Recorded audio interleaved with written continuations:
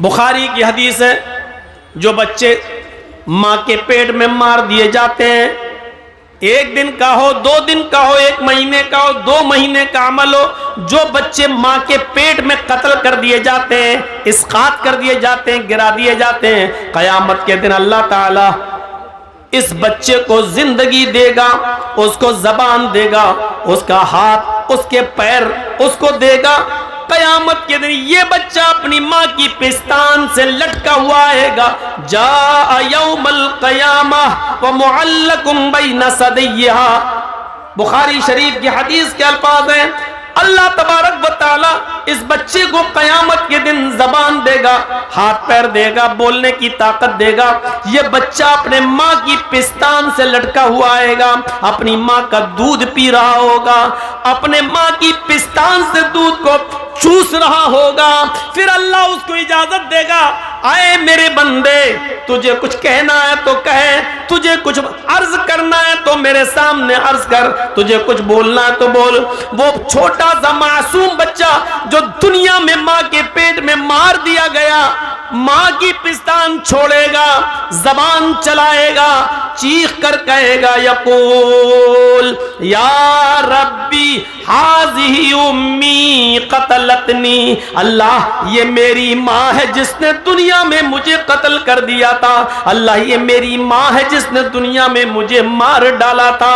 अल्लाह ये मेरी माँ है जिसने दुनिया में मेरी जान ले ली थी। अय अल्लाह ये दुनिया में मेरी ना हुई तो आज इसका मत बन। अय अल्लाह इसने दुनिया में मेरी हिफाजत नहीं की, आज तू इसकी हिफाजत मत कर। अय अल्लाह इसने दुनिया में मुझे कत्ल कर दिया था, तू आज इसको, मेरी माँ को जहन्नम के अंदर डाल दे। अय अल्लाह मेरी माँ को तू जन्नत में दाखिल मत कर।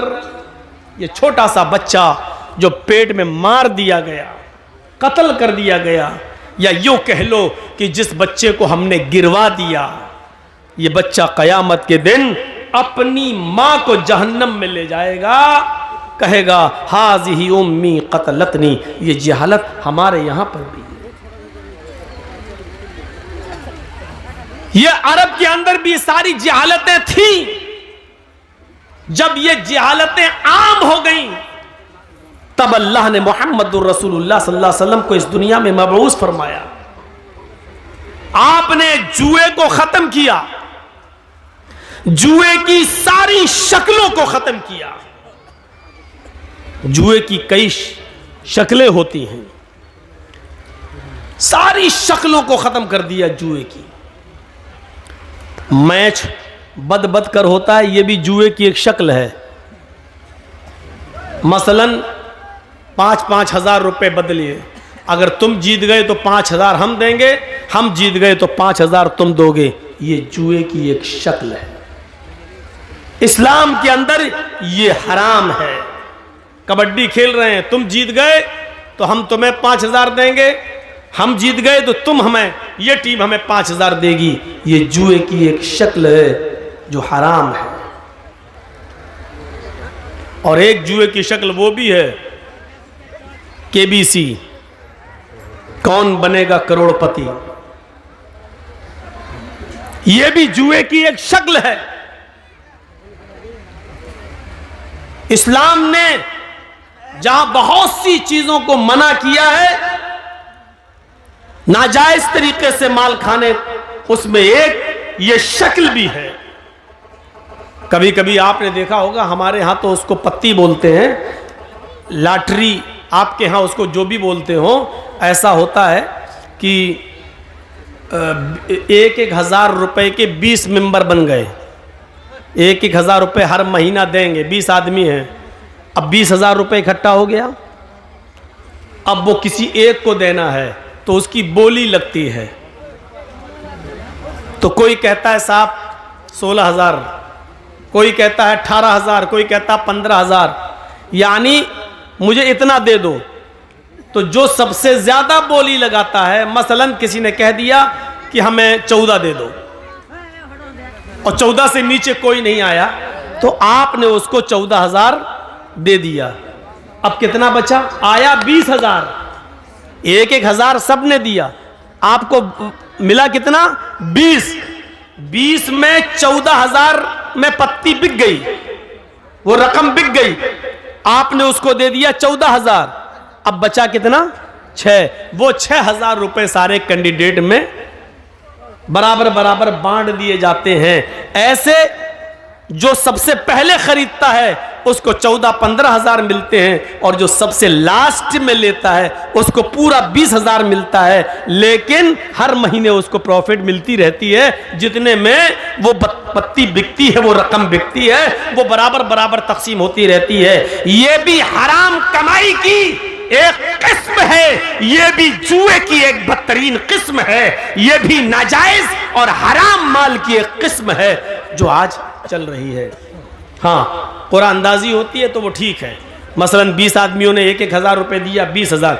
अब किसी एक को देना है तो 20 पर्चियां डालिए, एक पर्ची उठाइए, जिसका नाम निकले उसको आप दे दीजिए।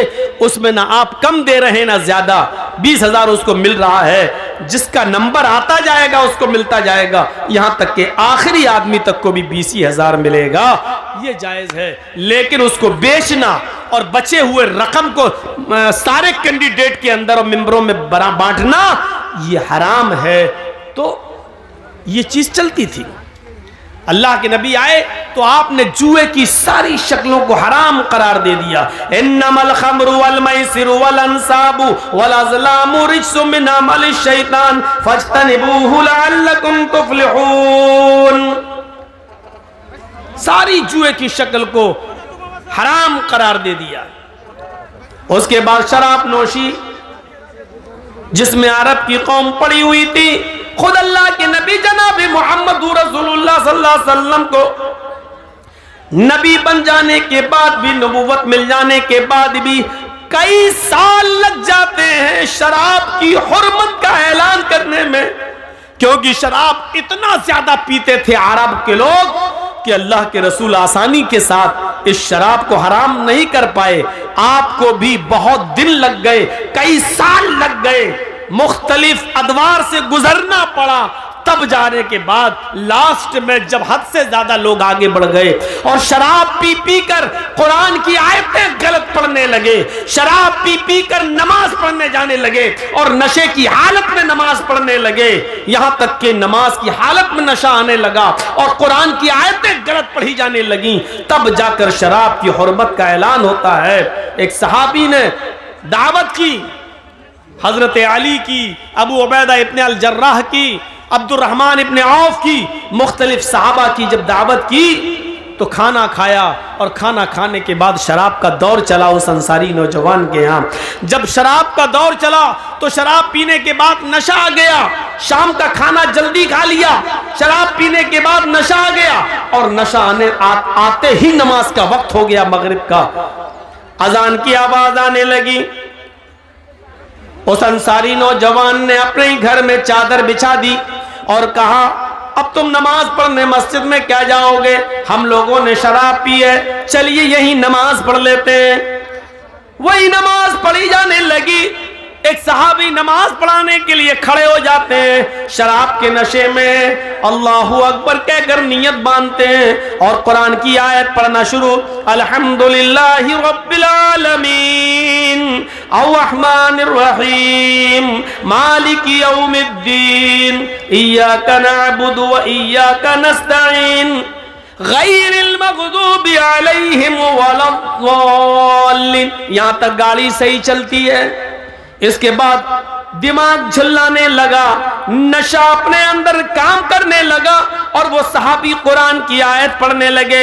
जो सूरत शुरू की, पहली रकात सही गुजर गई, इन्ना अतैना कल कौसर फसल्लि लिरब्बिका वनहर इन्ना शानियका हुवल अब्तर।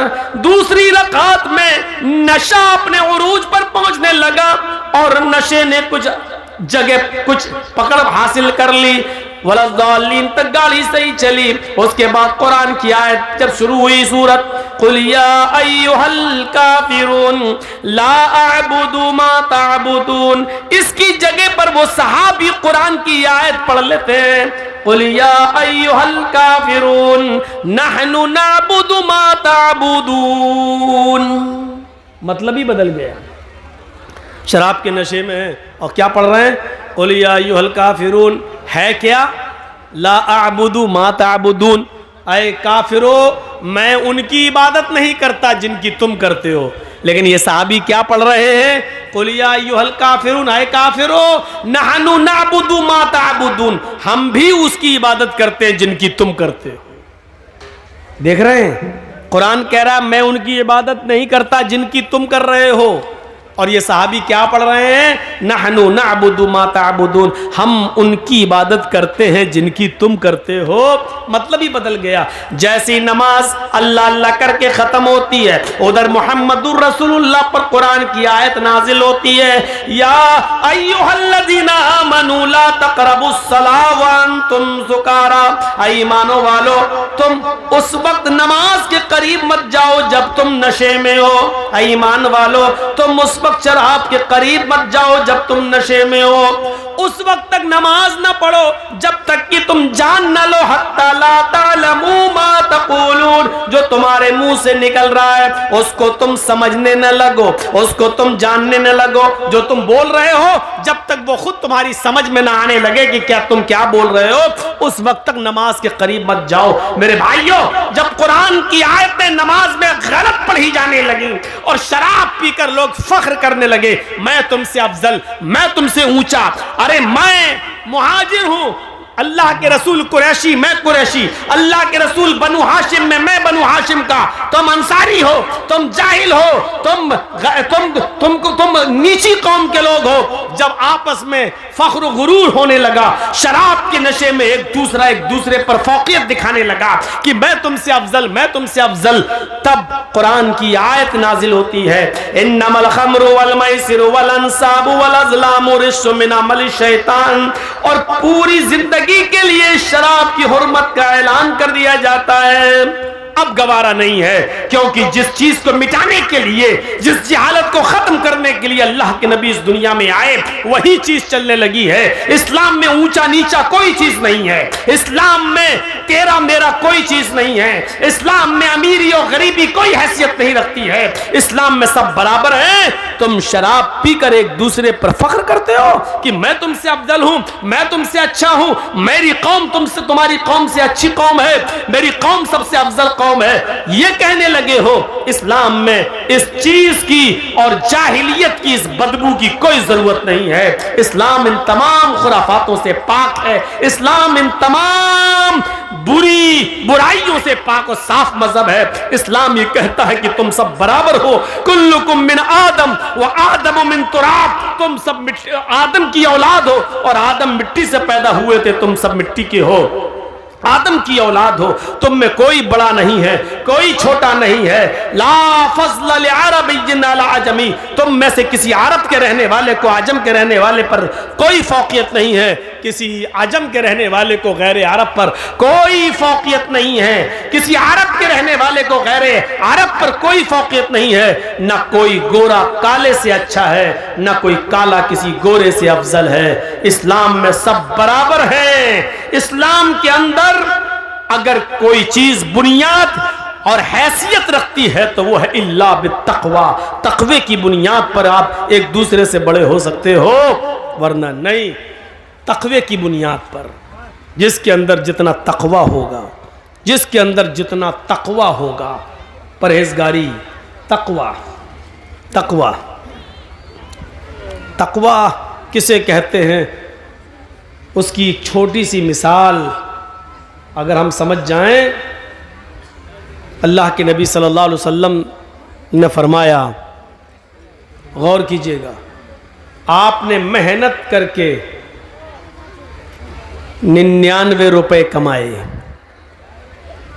99 रुपीज़, 99 रुपए कमाए, और आप चाहते हैं कि हम कोई नई कमीज, नया कुर्ता, नया पंजाबी ले लूं ताकि हम मस्जिद में जाकर नमाज पढ़ सकें, हमारे पास कोई अच्छा कपड़ा नहीं है। आप मार्केट में गए और आपको कपड़ा मिल रहा है पंजाबी 100 रुपए का, आपके पास है कितने, 99।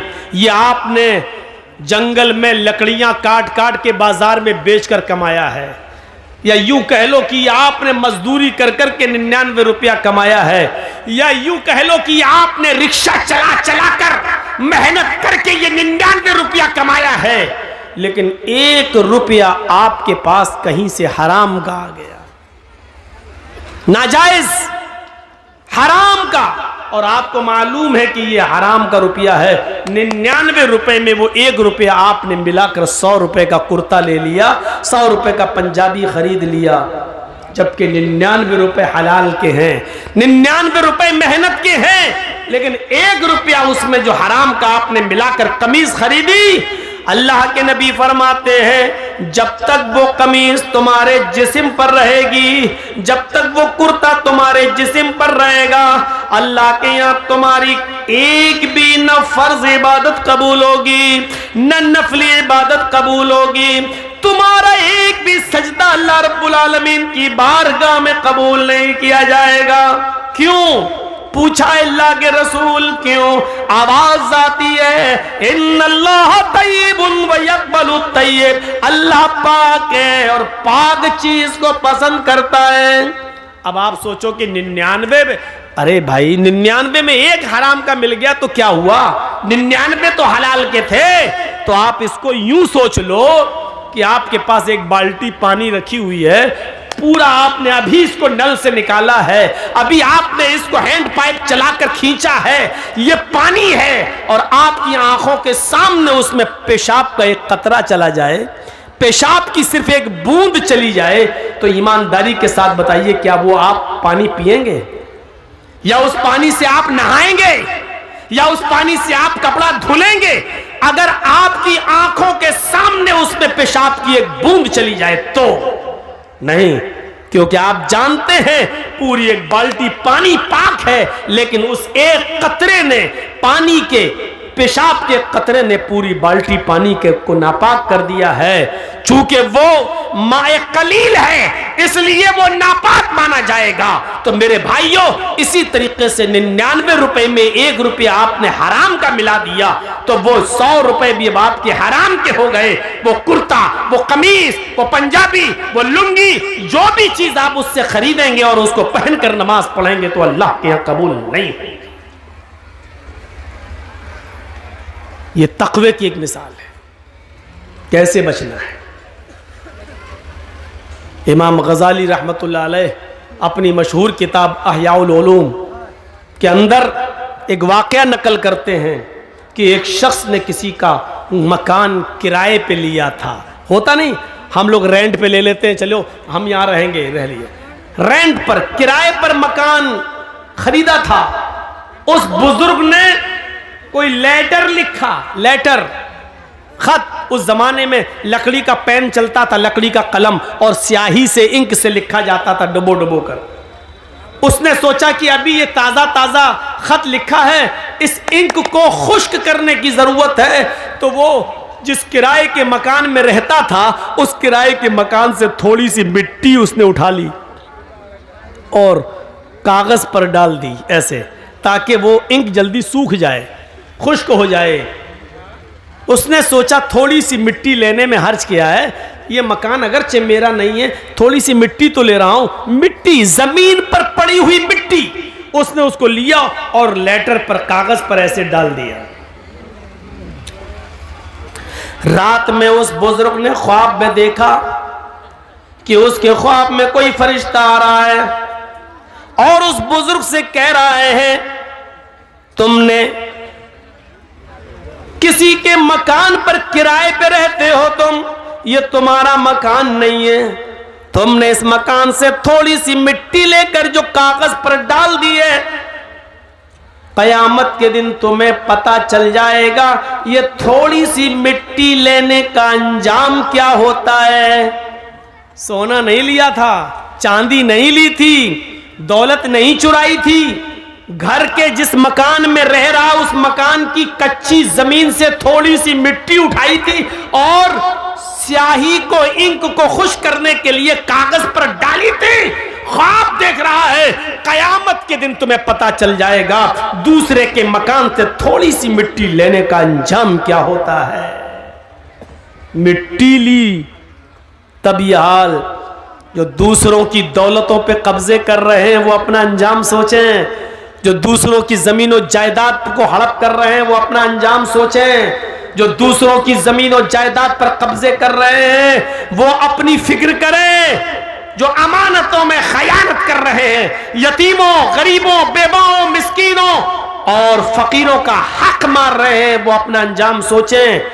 हक मारने की कई किस्में हैं। आप साहिब हैसियत और ज़कात नहीं देते तो ये भी हक मारना हुआ है। आपके पास 1 लाख रुपया है और उस 1 लाख रुपए पर 1 साल गुजर चुकी है, अगरचे उस 1 लाख रुपए में 7.5 तोले सोना यानी 85 ग्राम सोना नहीं आ रहा है, लेकिन 52.5 तोले चांदी तो आ सकती है। यानी 1 लाख रुपए में 52.5 तोले चांदी आ सकती है और इतना पैसा तुम्हारे पास है और 1 साल गुजर चुकी है, तो आप पर 1 लाख रुपए में 2,500 रुपए ज़कात बनती है जो आप गरीबों को देंगे। अगर आप नहीं देते हैं तो ये गरीबों का हक मार रहे हैं। जब छोटी सी थोड़ी सी मिट्टी लेने का अंजाम ये है तो आप गरीबों का, मिस्कीनों का हक मारकर ज़कात अदा नहीं कर रहे हैं, तो हम और आप अपने अंजाम के बारे में फिक्र लगाएं कि हमारा और आपका अंजाम क्या होगा